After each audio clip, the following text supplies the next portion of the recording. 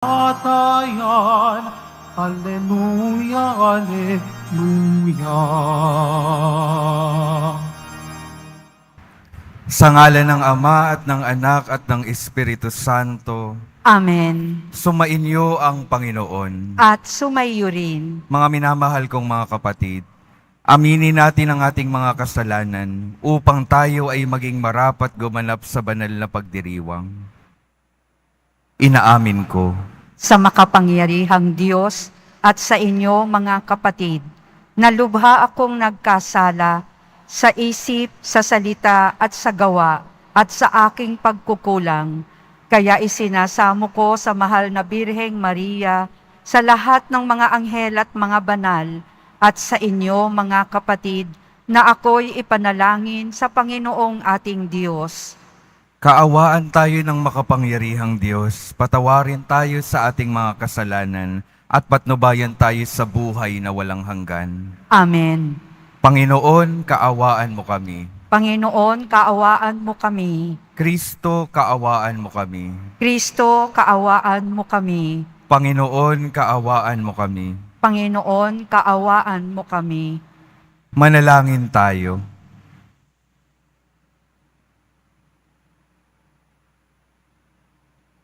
Ama naming makapangyarihan, lagi mong lubusin sa aming pagdiriwang ang pagganap sa pagkabuhay ng anak mong mahal, upang ang mga minarapat mong sa binyag magbagong buhay ay maging hitik sa bungang dulot ng iyong pagsubaybay at maluwalhating makarating sa ligayang magpakailanman sa pamamagitan ni Jesucristo kasama ng Espiritu Santo magpasawalang hanggan.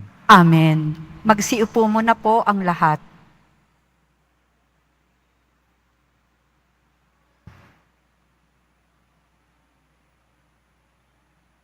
Pagbasa mula sa mga gawa ng mga apostol.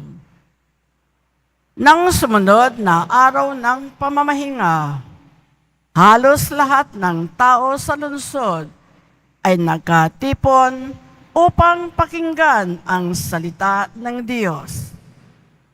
Inggit na inggit ang mga Hudyo nang makita nila ang makapal na tao, kaya't nilait nila at sinalungat si Pablo. Ngunit buong tapang na sinabi ni na Pablo at Bernabe, sa inyo muna dapat ipahayag ang salita ng Diyos. Yamang itinakwil ninyo ito, hinatulan ninyo ang inyong sarili na hindi karapat-dapat sa buhay na walang hanggan, kaya't pupunta kami sa mga hentil, sapagkat ganito ang iniutos sa amin ng Panginoon. Inilagay kita na maging ilaw sa mga hentil upang maibalita mo ang kaligtasan hanggang sa dulo ng daigdig. Nagalak ang mga hentil nang marinig ito at nagpuri sa Panginoon dahil sa salita niya, at sumampalataya ang mga hinirang para sa buhay na walang hanggan.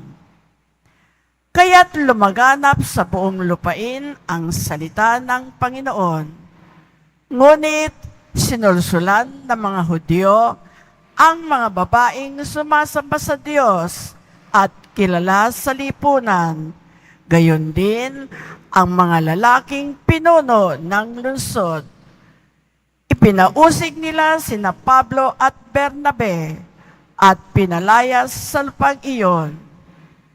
Kaya't ipinagpag ng dalawa ang alikabok sa kanilang mga paa bilang saksi laban sa mga taga roon, at sila'y nagtungo sa Iconio.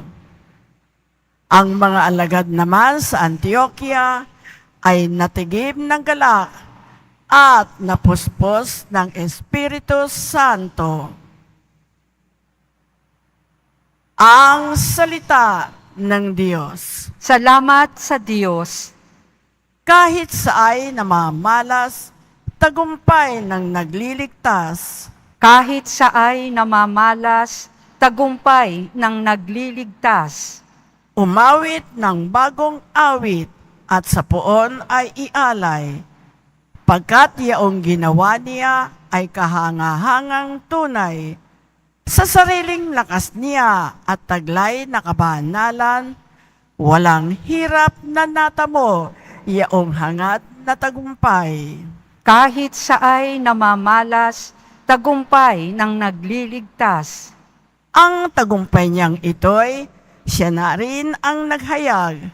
Sa harap ng mga bansay, nahayag ang pagliligtas. Ang pangako sa Israel, lubos niyang tinutupad. Kahit saay namamalas, tagumpay ng nagliligtas. Tapat siya sa kanila at ang pag-ibig ay wagas. Ang tagumpay ng ating Diyos kahit saan ay namalas. Magkaingay na may galak, yaong lahat sa daigdig. Ang poon ay buong galak na purihin sa pag-awit. Kahit saay namamalas, tagumpay ng nagliligtas. Magsitayo na po ang lahat.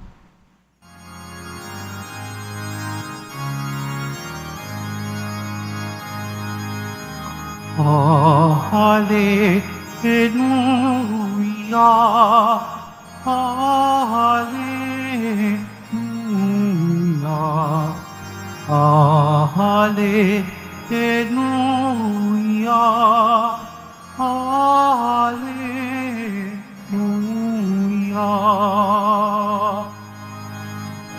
Kapag ang aking salita sa inyo'y naitambana,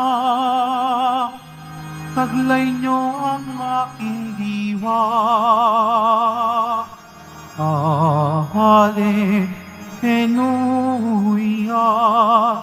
Hallelujah, Hallelujah, Hallelujah.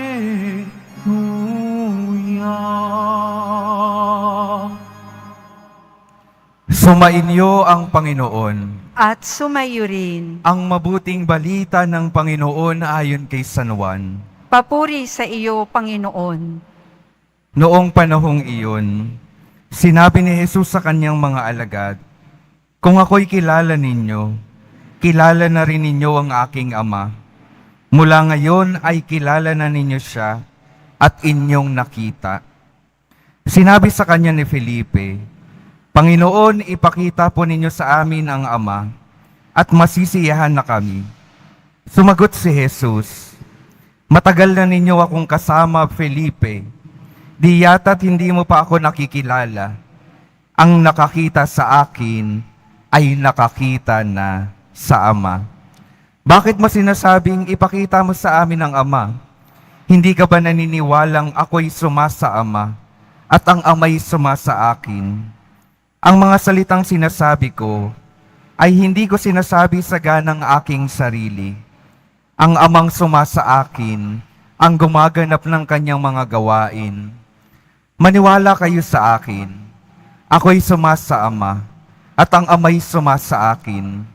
Kung ayaw ninyong maniwala sa sinasabi ko, maniwala kayo dahil sa mga gawang ito. Sinasabi ko sa inyo, ang nananalig sa akin ay makagagawa ng mga ginagawa ko at higit pa rito. Sapagat pupunta na ako sa Ama, at anumang hilingin ninyo sa Ama, sa aking pangalan ay gagawin ko, upang maparangalan ng Ama sa pamamagitan ng Anak. Gagawin ko ang anumang hinihiling ninyo sa pangalan ko." Ang mabuting balita ng Panginoon. Pinupuri ka namin, Panginoong Heso Kristo. Magsiupo na po ang lahat. Magandang umaga po sa inyong lahat, mga minamahal kong mga kapatid na naririto at kasama natin online. Good morning po.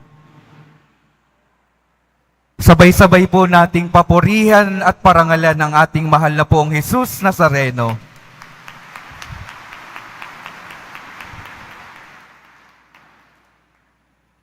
Pakingitian naman po yung mga katabi at pakisabi sa kanila, magandang buhay.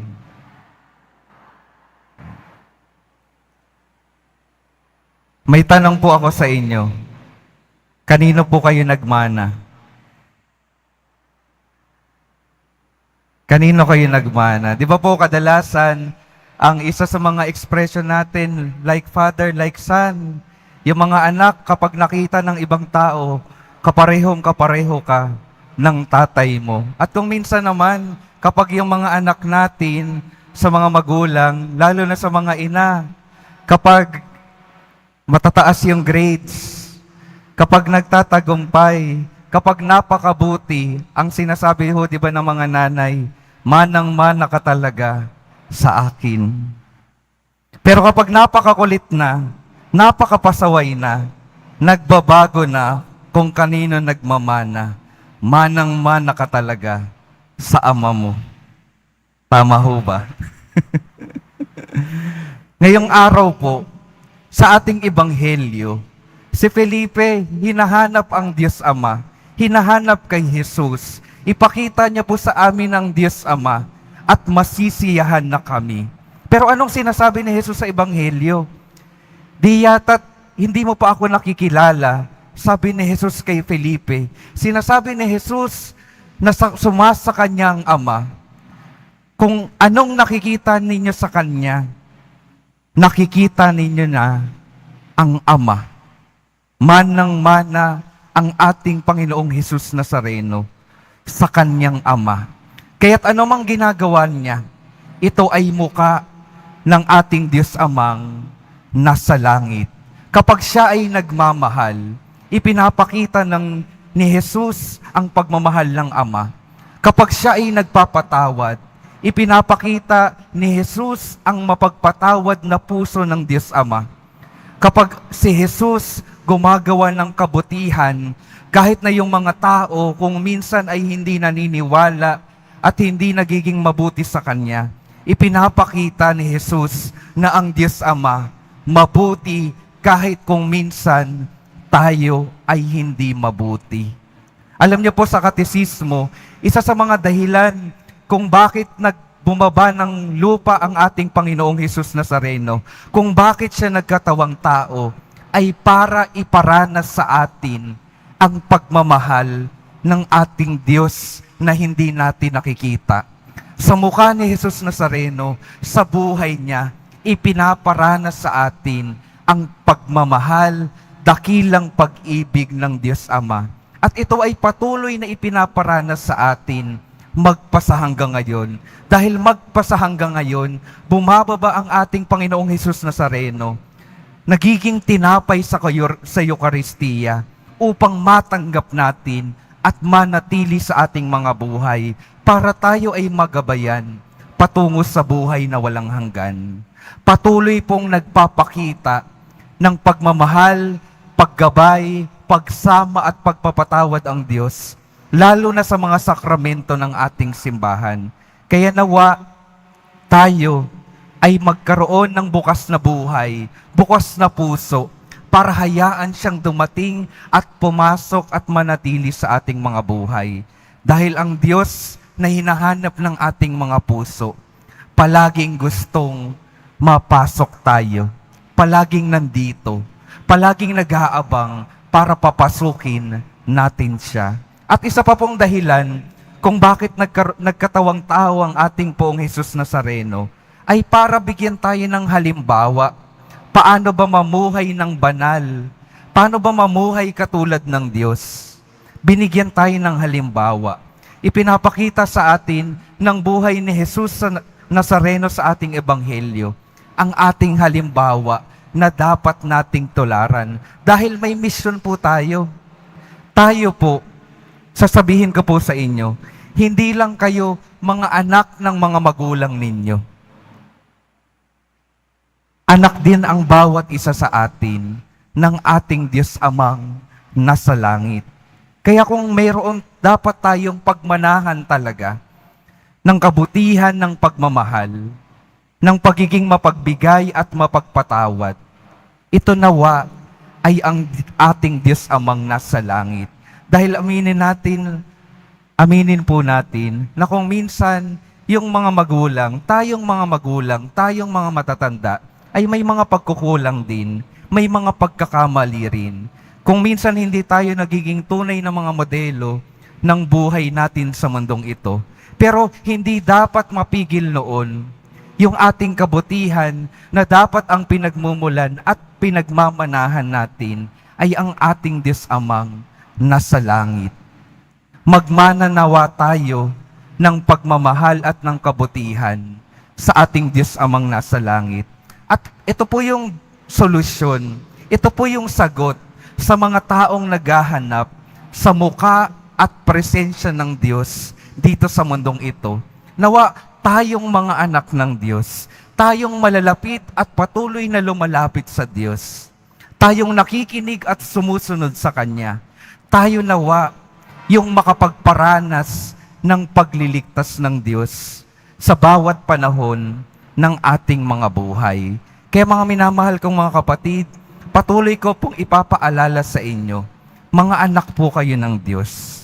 Nawa magmana kayo sa Diyos sa kabutihan, sa pagmamahal at sa pagpapatawad upang patuloy na maranasan ng bawat isa yung mapagmahal na presensya ng Diyos, upang patuloy na makita ng ating mga kapatid na kung minsan ay nalalayo na sa pananampalataya, na mayroong Diyos na nag-aalala at tumatawag sa kanila pabalik dito sa tahanan ng ating Panginoong Jesus Nazareno. Kaya mga minamahal ko mga kapatid, pakitingnan po yung mga katabi, mukha po bang anak ng Diyos? Mukhang hindi. Joke lang po. Mukhang hindi kayo makapaniwala. Paano tayo mas magiging kamukha ng Diyos? Hindi dahil sa ating itsura, ngunit sa dahilan ng ating buhay, sa pamamagitan ng ating mga kilos at pananalita. Kung tayo ay katulad ni Jesus Nazareno sa kanyang pananalita at sa kanyang mga kilos, mas nagiging kamukha natin ang Diyos Amang hindi natin nakikita. At yun po yung mission natin, patuloy na ipakita ang ating Panginoon dito sa mundong ito. Dahil kung hindi natin sinusundan ang Panginoon, ipinapakita natin, pinipili nating ipakita ang kasamaan sa ating mundo. Kaya nawa, patuloy nating ipakita, patuloy na makita sa ating mga buhay, ang Diyos na buhay at nagmamahal, ngayon at magpasawalang hanggan. Amen. Tumayo na po ang lahat.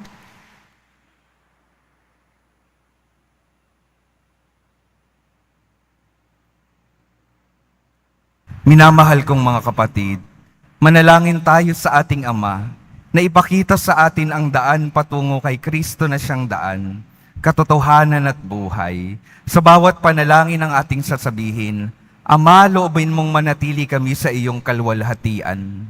Ama, loobin mong manatili kami sa iyong kaluwalhatian.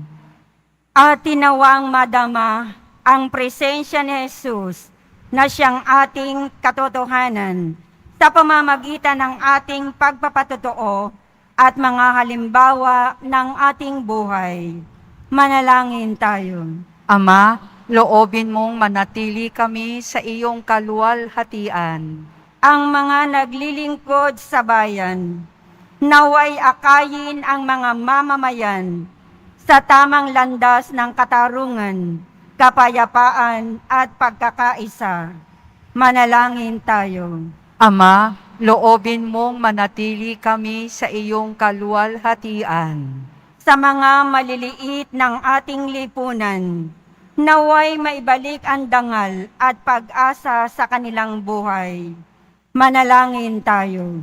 Ama, loobin mong manatili kami sa iyong kaluwalhatian. Ang mga biktima ng pang-aapi at kahalayan, naway magtamo ng katarungan, kalayaan at kapayapaan.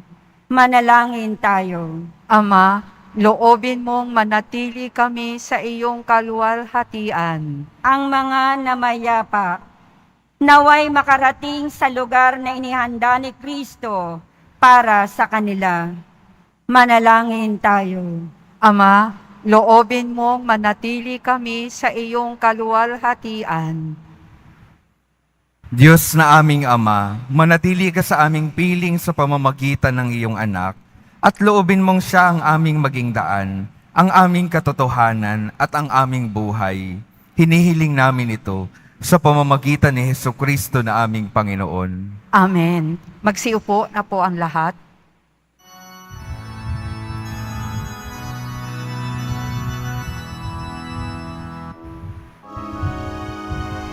Pinupuri kita po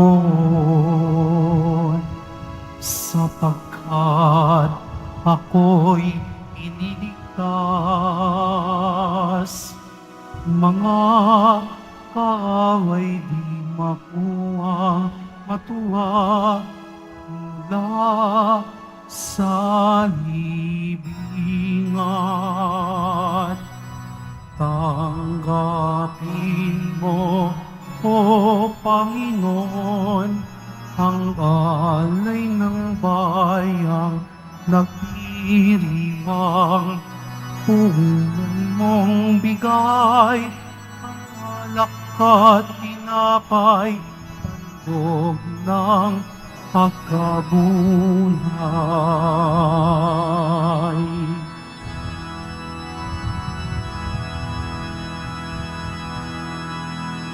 Tumayo na po ang lahat. Manalangin kayo mga kapatid upang ang paghahain natin ay kalugdan ng Diyos Amang makapangyarihan. Tanggapin nawa ng Panginoon itong paghahain sa iyong mga kamay, sa kapurihan niya at karangalan, sa ating kapakinabangan at sa buong sambayanan niyang banal. Ama naming lumikha, para mo ng awa, gawin mong banal ang mga alay naming iyosan ng kalugdan, at kami gawin mong haing sa iyo'y laging nakalaan. Sa pamamagitan ni Hesukristo, kasama ng Espiritu Santo, magpasawalang hanggan. Amen. Sumainyo ang Panginoon. At sumayo rin. Itaas sa Diyos ang inyong puso at diwa. Itinaas na namin sa Panginoon. Pasalamatan natin ang Panginoong ating Diyos. Marapat na siya ay pasalamatan. Ama naming makapangyarihan, tunay ngang marapat na ikaw ay aming pasalamatan. Ngayong ipinagdiriwang ang paghahain ng Mesiyas, ang maamong tupa na tumubos sa aming lahat. Siya'y talagang maaasahan, at ang katapatan niya sa pananagutan ay siyang bumago sa dating pamumuhay, sa sangkatauhang namihasa sa pagkasalawahan. Ang dangal ng tao ay ganap na itinampok, upang mamana namin sa pakikipagkapatid kay Jesus. Kaya kaisa ng mga anghel na nagsisiawit ang papuri sa iyo, nang walang humpay sa kalangitan, kami nagbubunyi sa iyong kadakilaan. Santo, Santo, Santo, Panginoong Diyos ng mga hukbo, napupuno ang langit at lupa ng kadakilaan mo. O sana sa kaitaasan, pinagpala ang naparirito sa ngalan ng Panginoon. O sana sa kaitaasan, lumuhod po ang lahat. Ama naming banal, ikaw ang bukal ng tanang kabanalan. Kaya't sa pamamagitan ng iyong Espiritu, gawin mong banal ang kaloob na ito, upang para sa amin maging katawan at dugo ng aming Panginoong Hesukristo. Bago niya pinagtiis ang kusang loob na maging handog, hinawakan niya ang tinapay, pinasalamatan kanya, pinaghati-hati niya iyon, iniabot sa kanyang mga alagad at sinabi, "Tanggapin ninyong lahat ito at kanin. Ito ang aking katawan na ihahandog para sa inyo."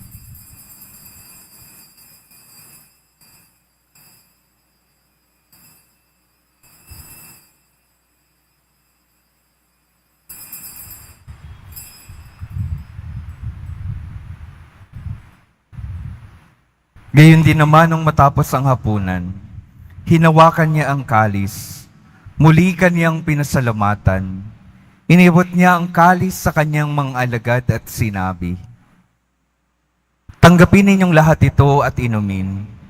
Ito ang kalis ng aking dugo, ng bago at walang hanggang tipan. Ang aking dugo na ibubuhos para sa inyo at para sa lahat, sa ikapagpapatawad ng mga kasalanan. Gawin ninyo ito sa pag-alala sa akin."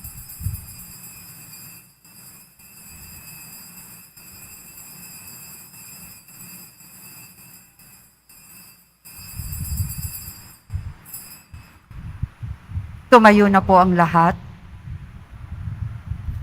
Ipagbunyi natin ang misteryo ng pananampalataya. Si Kristo'y namatay, si Kristo'y nabuhay, si Kristo'y babalik sa wakas ng panahon.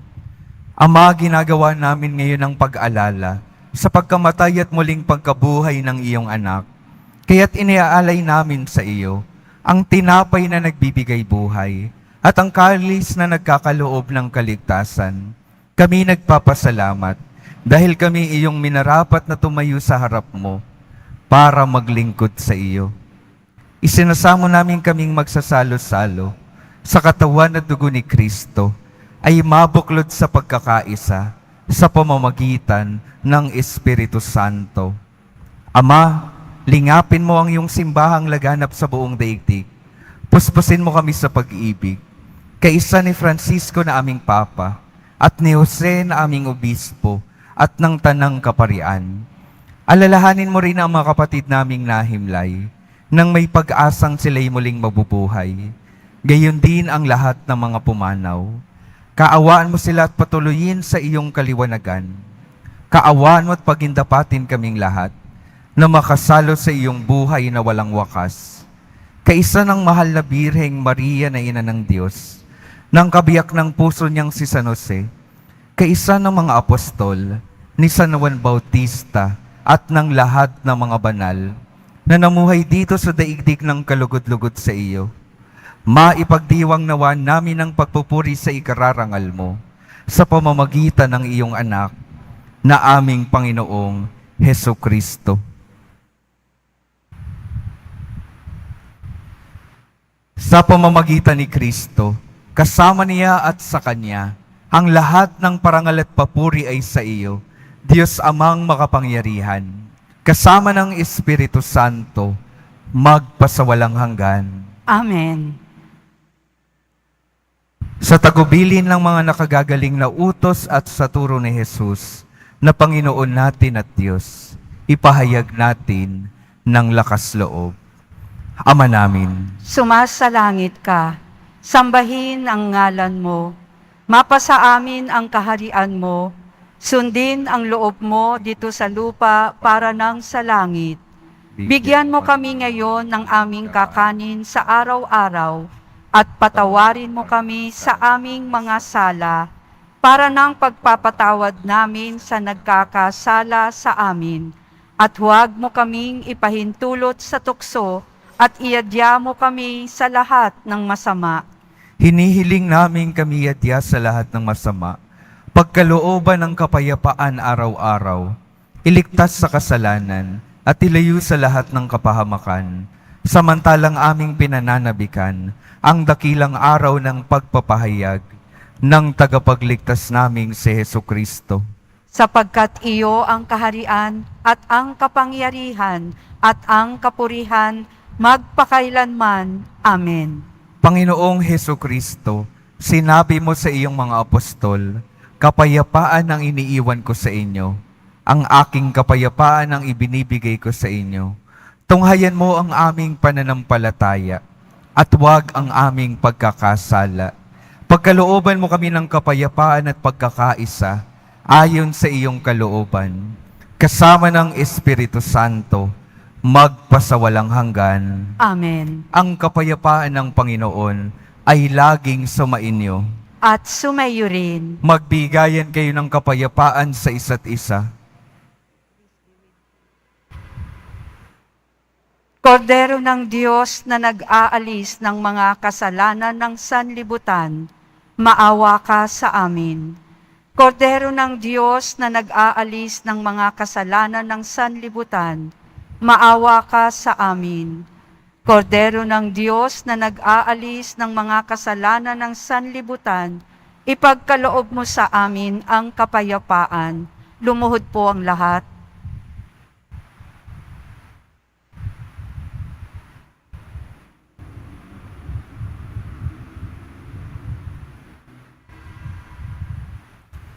Ito ang kordero ng Diyos. Ito ang nag-aalis ng kasalanan ng sanlibutan. Mapalad ang mga inaanyayahan sa kanyang piging. Panginoon, hindi ako karapat-dapat na magpatuloy sa iyo, ngunit sa isang salita mo lamang ay gagaling na ako.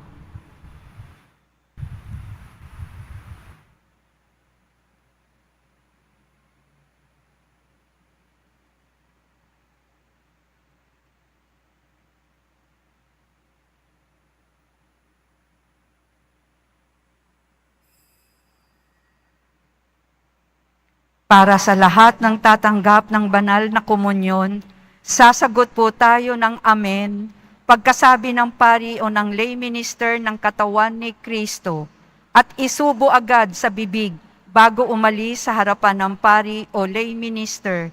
Sumunod po tayo.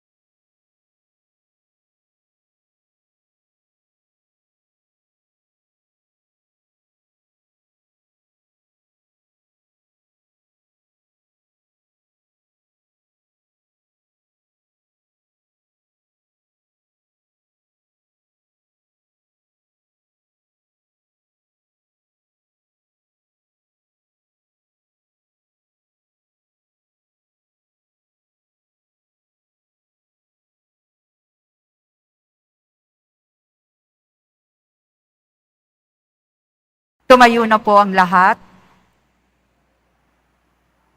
Manalangin tayo. Ama naming mapagmahal, sa pinagsaluhan naming banal na pakikinabang, ang aming nawang pag-ibig ay lalong madagdagan nang ginawa namin sa pag-alala sa anak mong mahal na nag-utos ipagdiwang ang huling hapunan sa pamamagitan niya, kasama ng Espiritu Santo, magpasawalang hanggan. Amen. Mga minamahal kong mga kapatid, ang patuloy pong pinapaalala sa atin, nawa araw-araw maalala ninyo na kayo'y mga anak ng Diyos upang patuloy kayong maging tapat sa ating Amang nasa langit, upang patuloy natin siyang matularan sa kanyang pag-ibig at pagmamahal sa mga taong mahalaga para sa kanya. Kaya mga kapatid, huwag po nating kakalimutan iyon. Tayo ay mga anak ng Diyos. At sa mga panahon na yung ating mga kapwa ay nakakalimot, tayo nawa ang magpaalala sa kanila.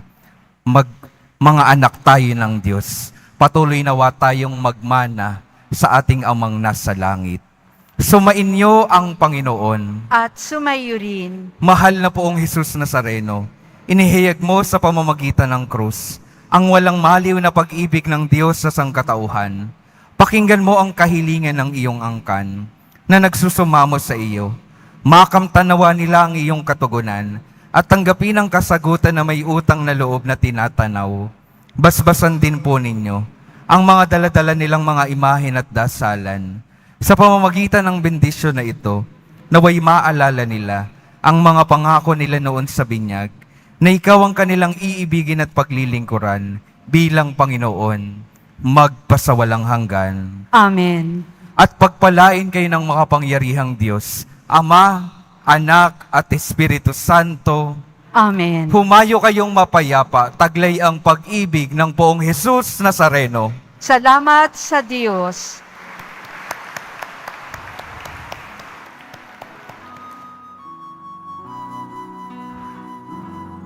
Cristo Padre Jesus Nazareno, sinasamba ka namin. Inihin mo ka namin. Aral mo ang aming buhay at kaligtasan. Cristo Padre Jesus Nazareno, iligtas mo kami sa kasalanan.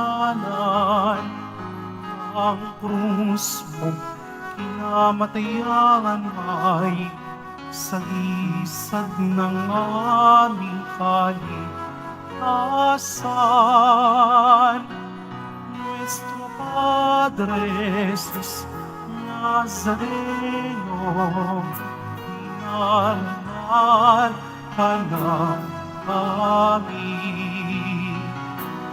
Nuestro Padre Jesus Nazareno, iniwalhati ka namin. Nuestro Padre Jesus Nazareno, dinarangal ka namin. Nuestro Padre Jesus Nazareno, iniwalhati